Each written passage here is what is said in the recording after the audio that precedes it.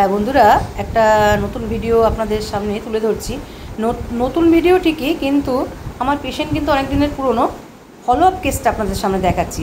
আমি পেশেন্টের নাম দেখাবো না, উনি দেখাতে চাইছে না, দরকার নেই। আমি একটু ওষুধটা কীভাবে সিলেকশন করলাম আর কি অবস্ট্রাকশান, অনেকে বলে না যে দিদি একটা ওষুধ দিলেই সব রোগ সারে।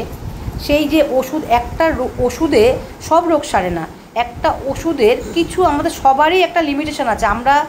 আমাদের মায়ের একটা লিমিটেশন থাকবে, বাবার একটা, মেয়ের একটা, ছেলের একটা, সব কিছুরই ক্ষমতার লিমিটেশন, ওষুধের পাওয়ারের লিমিটেশন, ওষুধ এত অবধি কাজ করবে তার লিমিটেশন। আমরা যে হোমিওপ্যাথি ডক্টর, আমাদেরও একটা লিমিটেশন আছে। কীরকম? আমাদের যেমন বড় একটা গলব্লাডার স্টোন হলে আমরা ওই জায়গাটা আমরা সারাতে পারি না। এবার অনেকেই কী করে, না আমি সারাতে পারি, এইভাবে ক্যান্সার করে। আচ্ছা, অনেকে বড় একটা ইউটেরাসে টিউমার হলো, অনেকে ভাবে না আমি ওটা সারাতে পারবো, কিন্তু ওটা আমরা সারাতে পারবো না। অনেকে হয় কি ব্রেস্টে টিউমার থাকে, অনেক আমার কাছে আসে, চেক আপও করবে না, কিছু না, বলবে হ্যাঁ হ্যাঁ আমি সারিয়ে দেবো। তারপরে যখন আমি দেখি যে টিউমারটা দেখি ব্রেস্টের মধ্যে ফিক্সড হয়ে গেছে, নড়াচড়া করছে না, ওটা একটা প্রি ক্যান্সারের স্টেজ আমার মনে হয়, আমি তখন মডার্ন ট্রিটমেন্টে পাঠিয়ে দিই।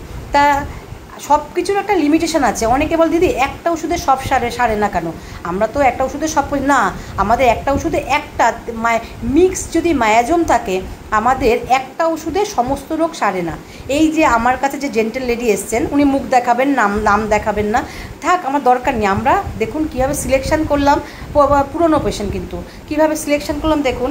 উনি আমার কাছে মেন এসছিল 2 মাস ধরে, মেনোলজিয়া চলছিল 2 মাস ধরে। আমি একটু নামটা দেখাতে, 2 মাস ধরে এই হচ্ছে ওনার, 2 মাস ধরে ব্লিডিংটা প্রথমে হচ্ছে ডেট বাই ডেটে, তারপরে বাথরুমে যাচ্ছে, কন্টিনিউ একটা ব্লিডিং হয়ে যাচ্ছে, ওনার মেনোলজিয়া চলছে।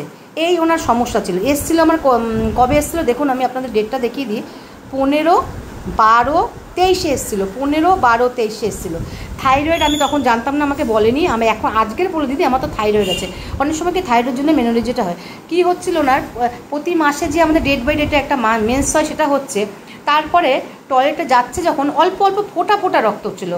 এটা প্রতি মাস ধরে 2 মাস ধরে পেশেন্ট দেখছিল যে প্রথম মাস যে প্রকৃতির নিয়মে যে আমাদের মাসে একটা করে পিরিয়ডটা, মেন্সটা, ব্লিডিংটা হয়, যেমন বেবি বেডটা ভেঙে গেলে ব্লিডিংটা হয়, তারপরে নর্মাল হয়ে গেল, ব্যাস, তারপর আবার পরের মাসে ওই ডেটটা 2-4 দিন আগে পরে হয়। কিন্তু এই আমাদের জেন্টাল লেডির কী হচ্ছে, মেন্সটা হয়ে গেল, ঠিক হয়ে গেল, তারপরে যখন বাথরুমে যাচ্ছে কন্টিনিউ অল্প অল্প রক্তের ছিটা, এমনি কোনো কিছু ইউজ করতে হচ্ছে না, কিন্তু রক্তের ছিটা মতন হচ্ছে।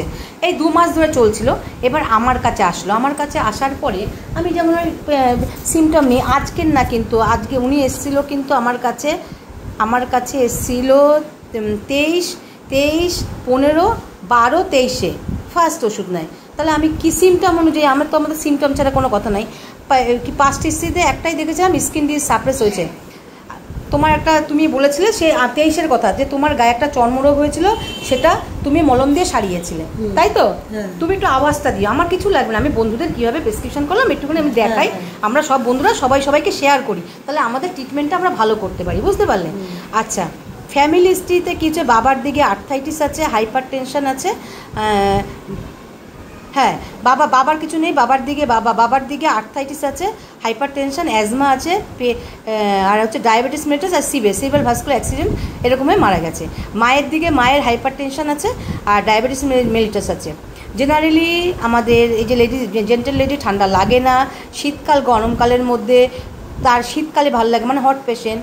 জল পিপাসা প্রচুর প্রচুর প্রচুর, আর মুখ দিয়ে লালা পড়ে না, কিন্তু জিভটা দেখলাম ময়েস্ট, ফ্লেভি আর ইনডেন্টেন্ট। কি স্বপ্ন দেখে? ঠাকুরের স্বপ্ন দেখে। স্কিনে কোনো ওয়ার্ড মোল কিছু পায়নি। স্টুলটা কি হয়েছে, সেমি সলিড আর মিউকাস হচ্ছে। ইউরিন নর্মাল আছে। খেতে কি ভালোবাসে, মিষ্টি খেতে ভালোবাসে, আর মাছ খেতে ভালোবাসে, টক আর মাংস খেতে ভালোবাসে, তাই তো? ঠিক বলছি তো আমি? তুমি খালি হ্যাঁটা বলো, তাহলেই হবে।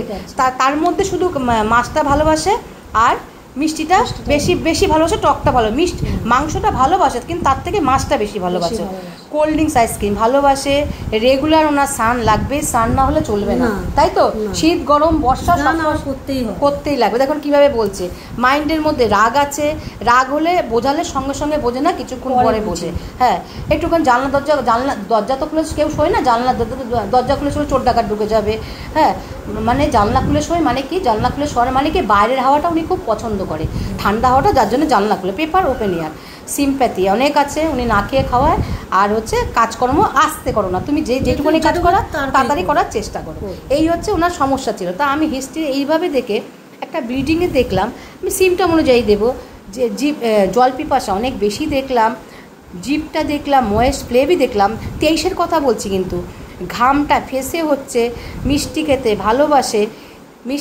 ভালোবাসে, রাগটা অনেক বেশি আছে, কাজকর্মে খুব তাড়াতাড়ি করে।